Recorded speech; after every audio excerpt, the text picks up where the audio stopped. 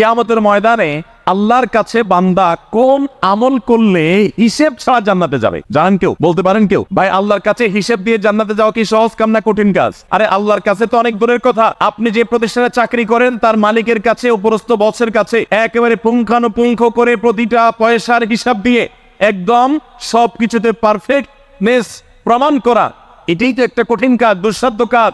সেখানে সারা জীবনের হিসাব আল্লাহর কাছে দিয়ে পাই পাই করে তারপর আপনি জান্নাতে যাবেন, বিষয়টা এত সহজ না।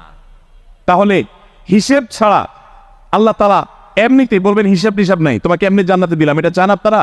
দেখুন কোরআনে কারীম আল্লাহ তাআলা বলছেন, ইন্নামা ইউওয়াফাস সাবিরুনা আজরাহুম বিগাইরি হিসাব। আল্লাহ বিনিময় দেওয়ার ক্ষেত্রে, সওয়াব দেওয়ার ক্ষেত্রে দুনিয়াতে যারা সবরকারী হবে, যারা ধৈর্যশীল হবে, যারা সহিষ্ণু হবে, যারা নিজেকে নিয়ন্ত্রণ করতে পারবে, এই সবরকারীদেরকে আল্লাহ তাআলা হিসেব ছাড়া দিবেন।